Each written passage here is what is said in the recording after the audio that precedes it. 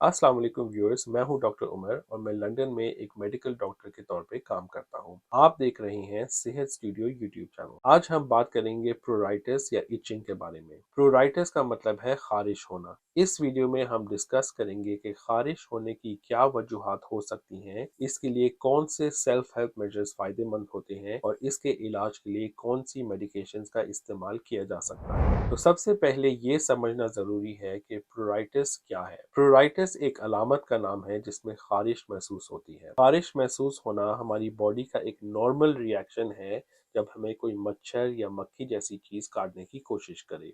ये खारिश हमारी जिल्द की हिफाजत के लिए होती है क्योंकि इसके जरिए हमें पता चलता है कि हमारी जिल्द पे कोई नुकसानदेह चीज है। लेकिन अगर खारिश बगैर किसी वजह के महसूस होने लगे तो फिर ये बहुत परेशानी का बाइस बन जाती है। प्रोराइटिस एक बहुत आम मसला है। कुछ अंदाजों के मुताबिक आम आवाम में से तकरीबन 10% अफराद को खारिश होने की शिकायत रहती है।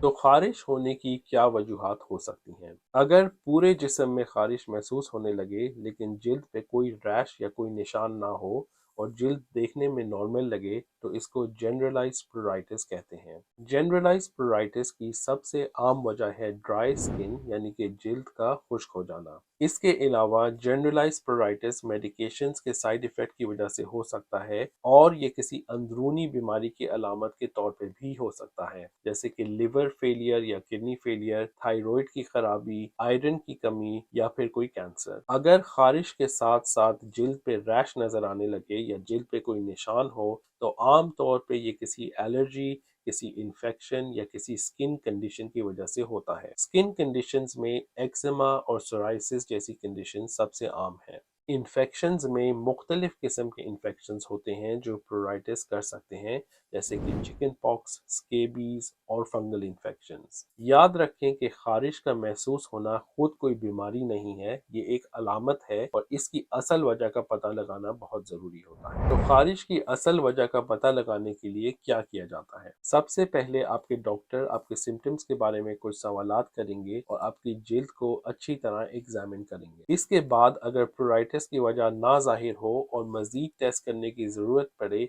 तो फिर ब्लड टेस्ट, स्किन बायोप्सी और स्कैन्स भी करे जा सकते हैं। लेकिन आम तौर पे इतनी ज़्यादा इन्वेस्टिगेशन करने की ज़रूरत नहीं पड़ती और आपकी अलामात से मुताल्लिक कुछ सवालात करने के बाद और आपकी जिल्द को एग्जामिन करने के बाद पता चल जाता है कि खारिश की असल वजह क्या है। तो क्या ऐसे सेल्फ केयर मेजर्स हैं जिनके ज़रिए आप खुद ही खारिश में बेहतरी ला सकते हैं?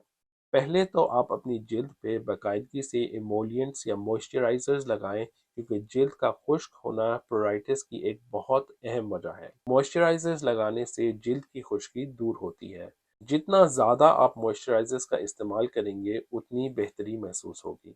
जिस वक्त आपको खारिश महसूस हो तो जिल्द को खुजाने के बजाय उस पर मॉइस्चराइजर लगाने से ज़्यादा आराम मिलता है। फार्मेसी में काफ़ी मुख्तलिफ किस्म के मॉइस्चराइजर्स अवेलेबल होते हैं। इनकी चिकनाई में फ़र्क होता है, कुछ ज़्यादा चिकने होते हैं और कुछ कम। इनमें से जो भी मॉइस्चराइजर आपको इस्तेमाल करने में बेहतर लगे आपको वो रेगुलरली यूज़ करना चाहिए। जब खारिश महसूस हो तो जिल्द पे एक गीला टॉवल लगाने से भी खारिश में आराम आता है। अपने नाखून छोटे रखें वरना खुजली करते वक्त स्किन डैमेज हो सकती है और इन्फेक्शन होने का खतरा होता है। नहाते वक्त बहुत गर्म पानी का इस्तेमाल ना करें और ज़्यादा देर तक ना नहाएं क्योंकि इसकी वजह से आपकी जिल्द पे से नेचुरल ऑयल्स हट जाते हैं और जिल्द में खुश्की पैदा होने लगती है। साबुन का इस्तेमाल भी ना करें क्योंकि इसमें ऐसे केमिकल्स होते हैं जो हमारी जिल्द पे से नेचुरल ऑयल्स को हटा देते हैं। सोते वक्त अपने रूम का टेम्परेचर ठंडा रखें।